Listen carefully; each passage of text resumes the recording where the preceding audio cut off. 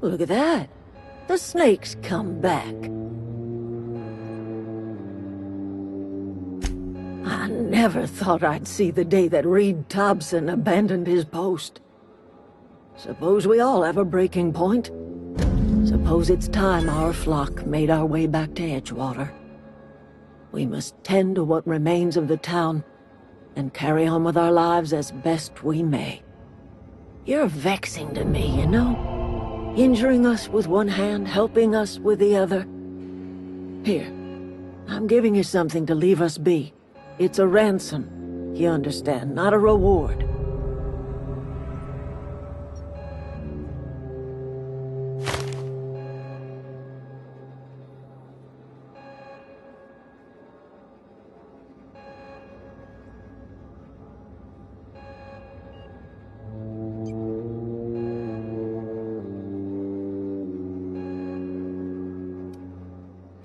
This don't put us on even footing, you understand. But it is a start. I might turn that old cannery into a garden. Got ourselves a whole cemetery bursting with bodies. I need some time to gather my personals. Long walk back to Edgewater. Got a considerable burden to carry.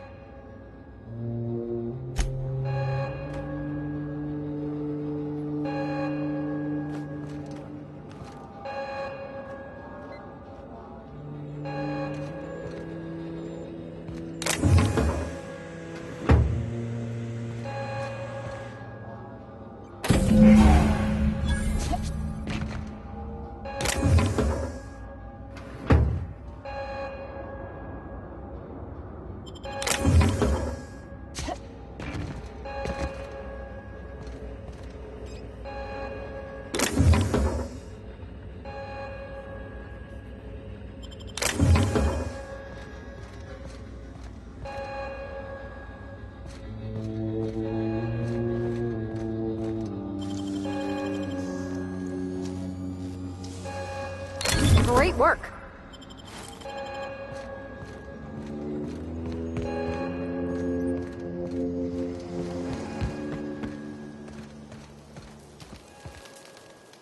Sorry. I'm just trying to figure out what to do is all. Whoa! Miss Parvati. Hey, you're, what, how are you? Hi! Hello! Are you, are things safe out here? How are you keeping? Great, just great. I've been trying to keep stuff running, just like you. Only I'm not so... Wait, they didn't kick you out, did they? Oh gosh, no. I'm just along with this lady here. I seen you wandering around here. You don't look like you're coming from town.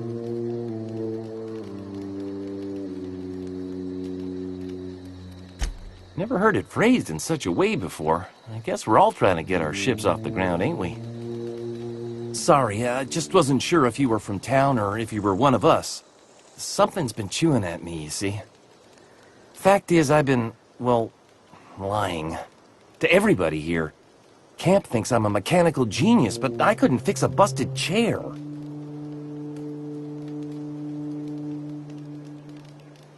I'll take all the help I can get. I set my mind to learning the craft of the engineer, you see. I want to make something of myself. You ever heard of the Young Spacer's Guide to Mechanical Engineering? Comes in a set of 3. If I had my hands on one of those data pads, I could teach myself the ins and outs. Those are good. My dad kept a copy with him when he was working in the cannery. I know the old community center kept a copy. Should find another one back in town.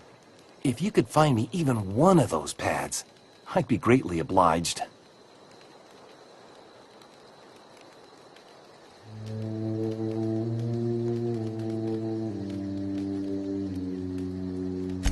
Would you? I'd be grateful.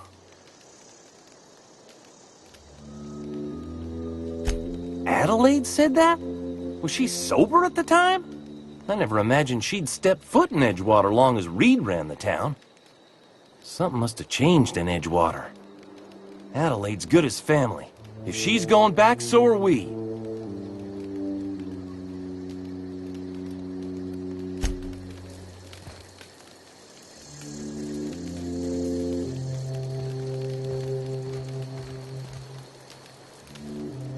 Never liked Reed much. Can't say I'm sorry he's gone.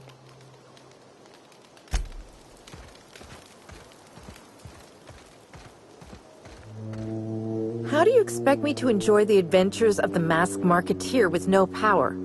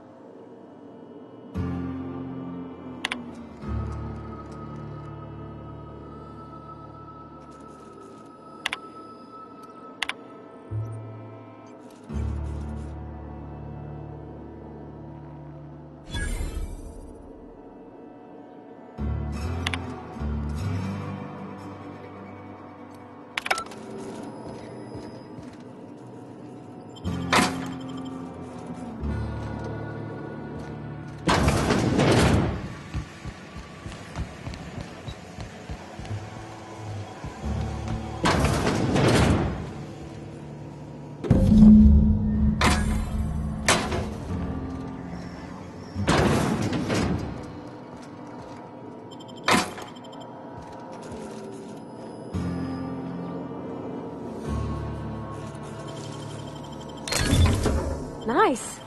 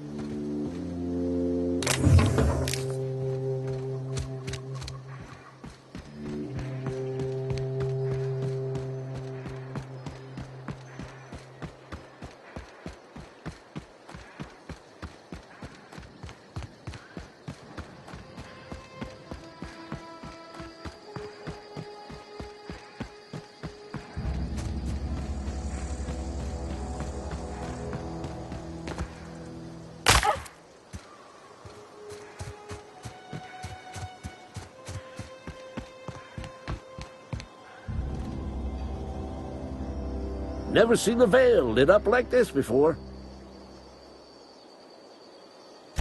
Bang up work, soldier. You're a credit to your uniform. Oh, that reminds me. Gotta look into getting us a uniform. So this is it, then. The key to humanity's victory over the mechanical hordes. I would reward you with the gratitude of the Resistance, but I'm guessing you want something tactile. So here's a couple bits for your trouble, and a little something to remember me by.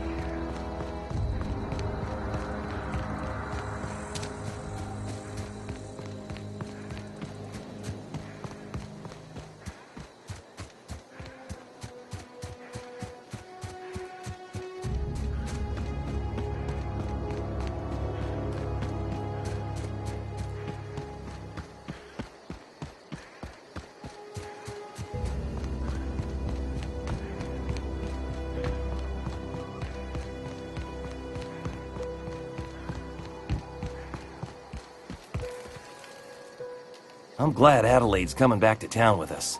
With Reed gone, we're gonna need her leadership.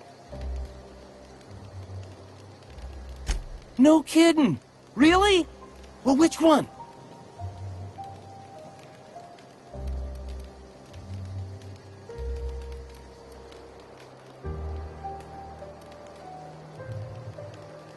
Look at that! Building a computing machine out of Spectrum potatoes, a primer. I'm just glad it survived all these years. I appreciate you going through all that trouble. In fact, I put aside something special, on the off chance that somebody'd search out those data pads for me. Well, don't keep me in suspense. Ain't that just ironical? If I'd worked a little longer back at the cannery, I might have found this myself. 2 whole data pads? Be still my beating heart. Oh, almost forgot your payment. Well, don't keep me in suspense. The geothermal plant? Now that is just incredible! You really went exploring down there? Adelaide always told us it was swarming with hostile mechanicals. That's a complete set. All 3 parts. I'm gonna be the greatest engineer Halcyon's ever seen. Aside from you, Miss Parvati, I swear, I'll do you proud. I'm glad we could help, Thomas. I've been saving something for you. Just a little contraption I found. Should fit right into your outfit. What's on your mind? Couple months. This camp's my home. People you see milling about, they're my family. At least I think of them that way. I owe them my life. Would have died in the wilderness if they hadn't chanced upon me, starving and delirious. We all left the cannery for one reason or another. Me? I was let go. Mostly on account of my incompetence. I mean, I was incompetent. I couldn't even survive on my own. Grace found me, Adelaide took me in, I've been on my feet ever since. You weren't incompetent. You just didn't fit the cannery. Not like here. This place had a U-shaped hole, and now it doesn't. You could stay, you know. Here. I'd be happy to... we could really use... this isn't coming out right. If you want, Adelaide would make a place for you.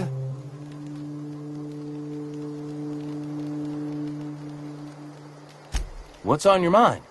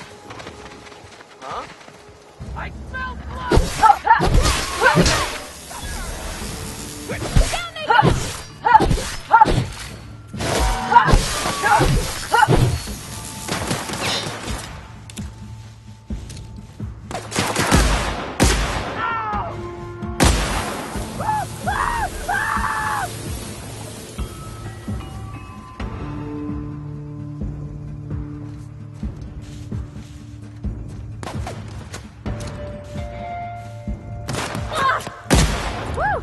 We made it!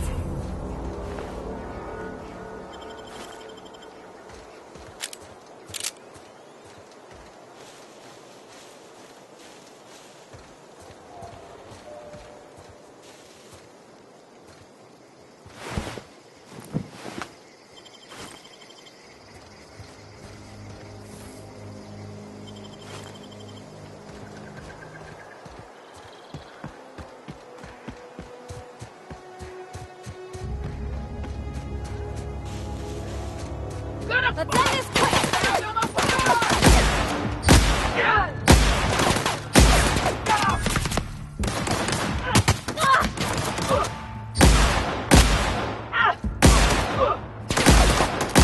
Nice one!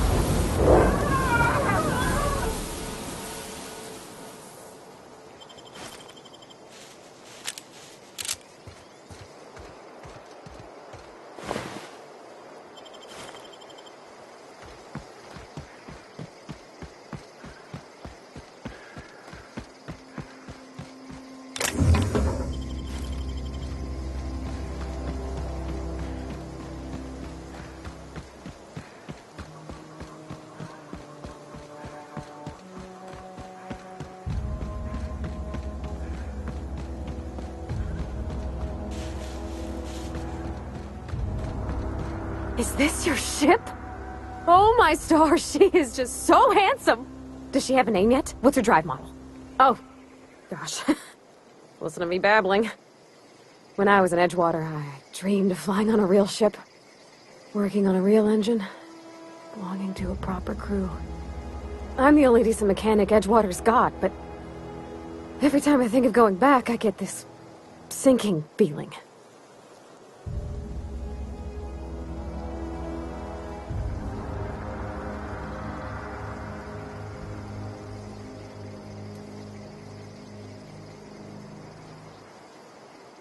I've worked on the occasional supply coach in need of repairs. Once I built a little model craft out of spare parts, but Mr. Thompson found out and I had to take it apart. I want to ask you something, and you can say no. But can I come with you? I could tend to your engine. I know my G-valves from my catalyzers, and I can keep your ship singing. And if you ever need a pair of eyes watching your back, I can do that too. What do you think? Yes! I mean, thanks. You won't regret this, ma'am. Captain. I can call you Captain now. Ha! I got a captain.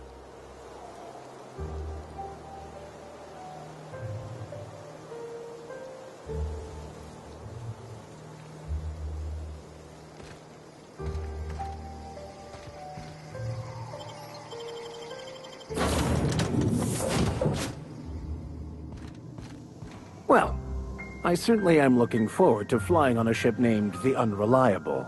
I'll just head upstairs and claim a room.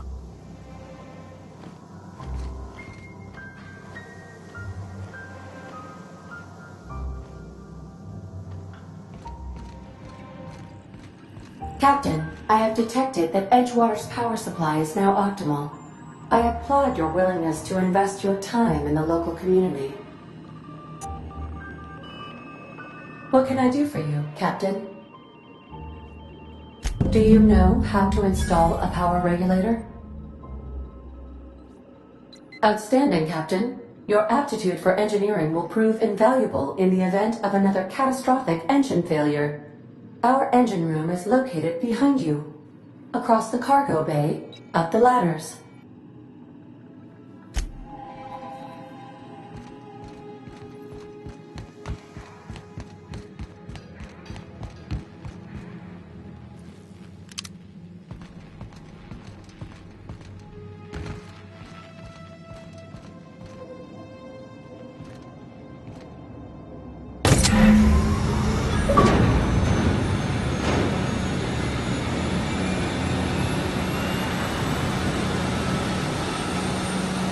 That was a good thing you did, Captain.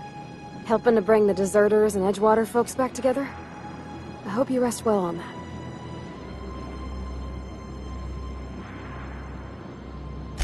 He's just interested in fixing stuff. He always used to follow me around, asking me to explain what I was doing. Like a puppy, kinda.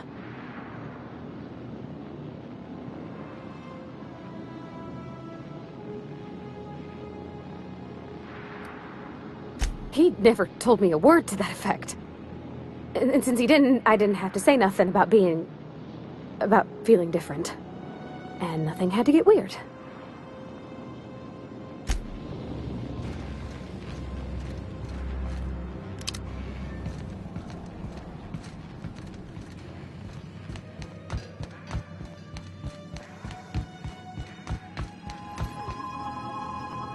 What can I do for you, Captain? All systems are operating within acceptable parameters. I am prepared to bring the unreliable into low-altitude orbit. This should prove an adequate test of our flight capabilities.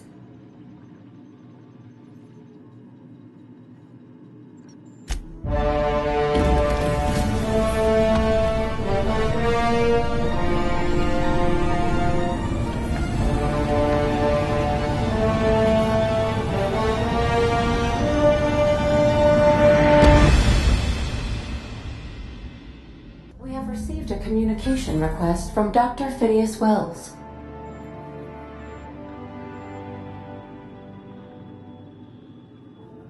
Aha, there you are. Hale and hearty, and captain of your own ship. I see you're putting the unreliable to good use. Shame about her former captain. Horrible way to die. How are you feeling, by the way? I lost track of you in that cave back there. Experiencing any, unnatural drippage? Perfectly normal side effect of thawing, I assure you.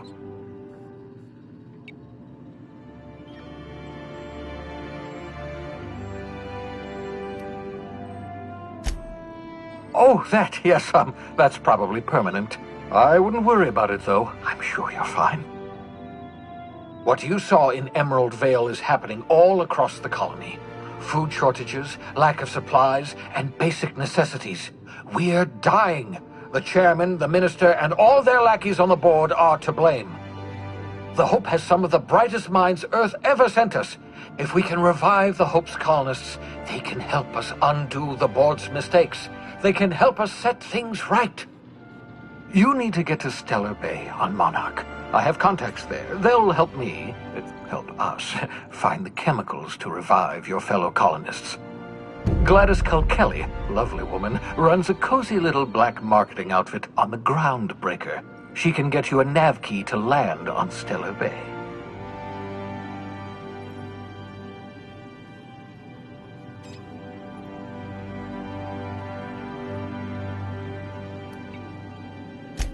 Strictly speaking, Monarch is a moon, terraformed badly, and almost completely lawless. You'll love it.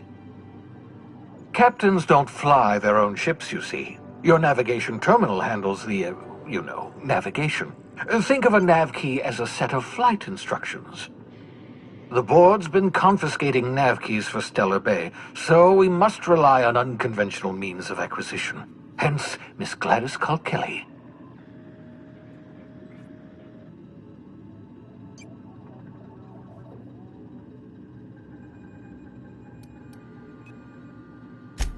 Without a skip drive, good luck. You'll be dead before you make it to the nearest star.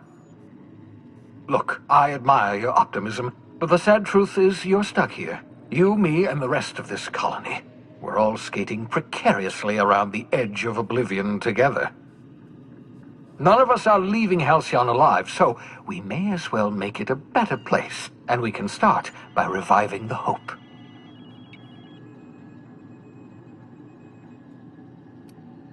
Gladys and I have been doing business for years. Her smuggling credentials are unimpeachable. If anyone can get you a key to Monarch, it's her.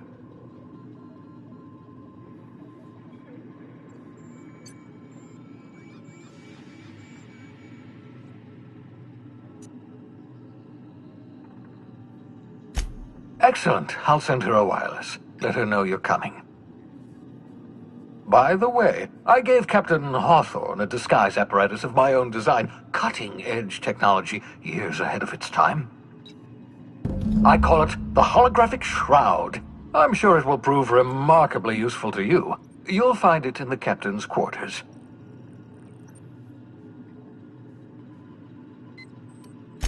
Marvelous device. I'm quite proud of myself. The shroud changes the user's appearance to mimic that of another. It has limits, first-generation technology, you see, but promising. Exciting to see it in use at last. Very simply, the holographic shroud uses biometric information contained on standard identity cartridges to generate a holographic projection around you.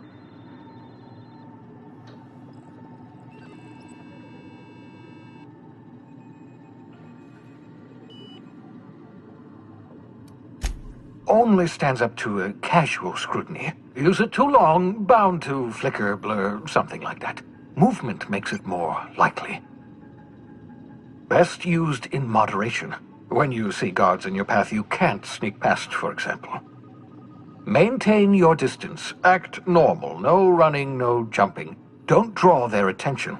If they pay attention, they're more likely to notice flaws in the hologram.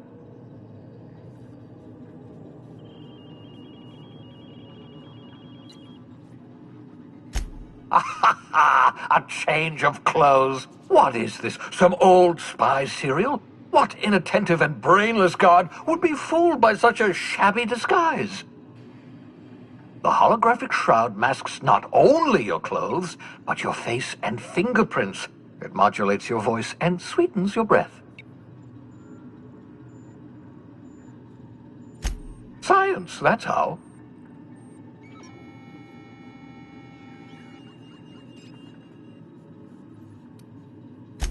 Ha! The beauty is they don't expect it. The shroud is the only one of its kind. We humans have a tendency to overlook the unexpected. Activate the disguise, walk past someone. What do they see? A figure dressed like a fellow employee. Don't act odd. They won't focus on you. Excellent. I'll contact you once you've found a way to get to Stellar Bay. If you have any questions, come see me in my lab. And remember, don't trust the board. They'll try to win you over with promises of wealth and power, but it's a lie. The board's only interested in filling their own pockets. If we don't put a stop to them, they're going to run this colony to the ground. Transmission ended. If you are ready to depart, please select a destination on your navigation terminal.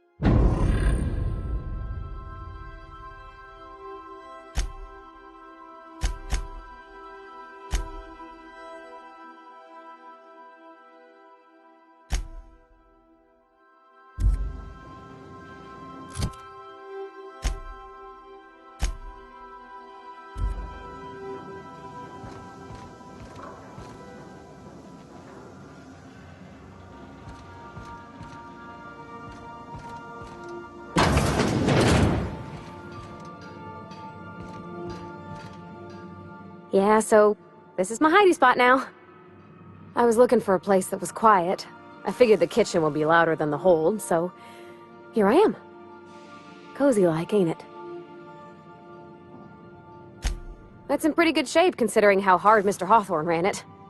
It's a Yakita LHA 120, A2 model, I'm pretty sure. The Block 2 design scooshed in extra cargo space but didn't change the stock engines.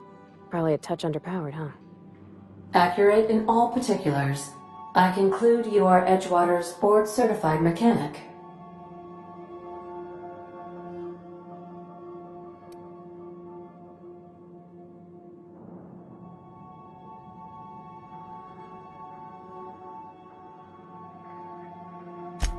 Fly-by-wire's pretty normal. Or leastways, that's what I read in the trades. I've never been on a real ship before. Hello! I am not a board-certified mechanic, but my dad was. He taught me all he knew. Do you understand? Speech recognition is one of the many skills I have been programmed to simulate. You're not simulating it, you're doing it! I asked a question and you answered it. I am gratified you consider this facsimile convincing.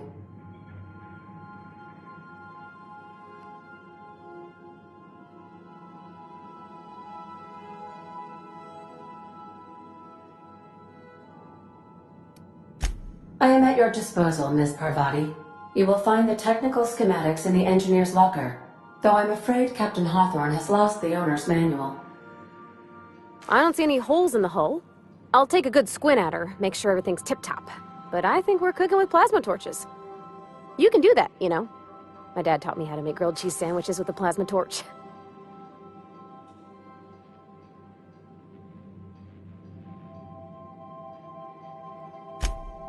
Mostly, yeah. I lived in the maintenance office near all my life.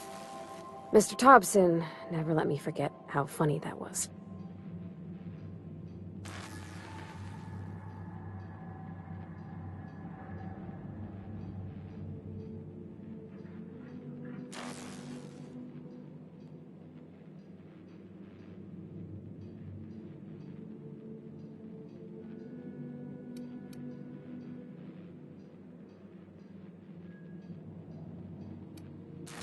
Not on the regular. Once in a great long while, a Saltuna boat would break down on the pad. He'd always bring me along for those. Mostly, he did the same as me. Kept Bess, the cannery, running. Turned loaders, plumbing and electricity, some plastering. I never got the hang of that.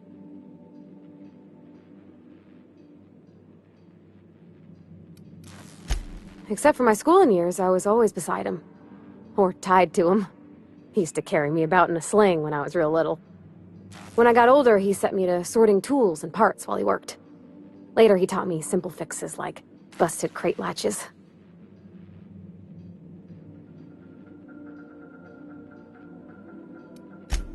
I'm not exactly a model employee.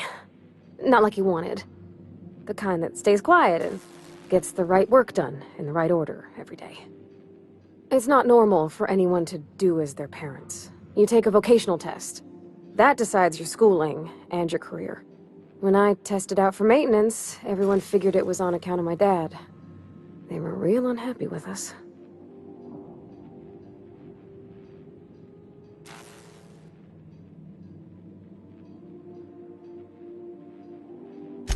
Well, I'm good at making things work the way they ought. Not so much at doing such to somebody else's schedule. There's times I'm working deep in the guts of a loader, getting it all running perfect. Then I look up to see it's tomorrow, and I've blown another deadline. Anyhow, I was happy to get back home. I didn't care much for schooling.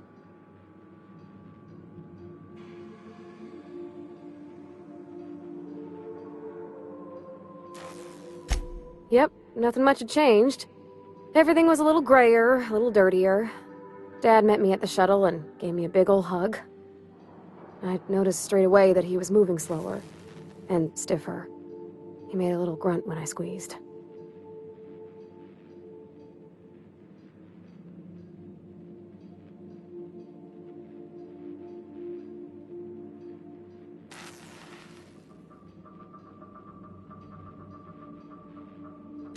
About a year. I tried to do more of the work, so he could rest. His heart gave him pains. Dad never said that he loved me, you know? I knew on account of him showing it. How he'd stay up late to help with my projects, or listen to my fretting. Oh gosh. Look at the time. Sorry to bend your ear so long. And I got so much to do before this ship's in decent shape.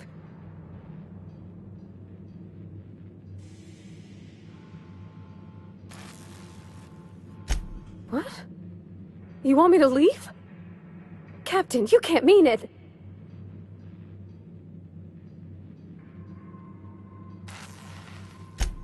Oh, that's a relief. Thanks, Captain, for letting me stick around. I mean...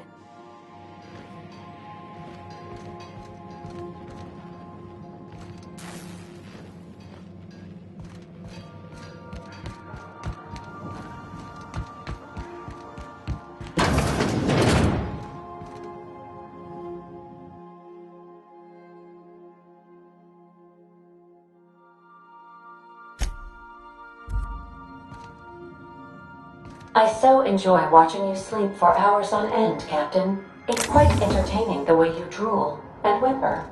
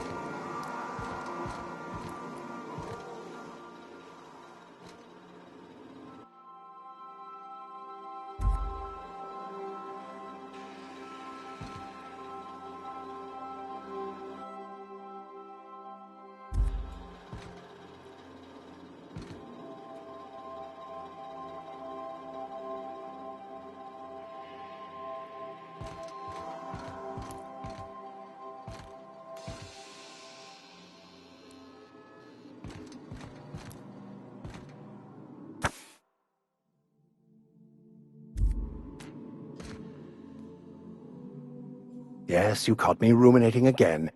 Guilty as charged. What's occupying your thoughts?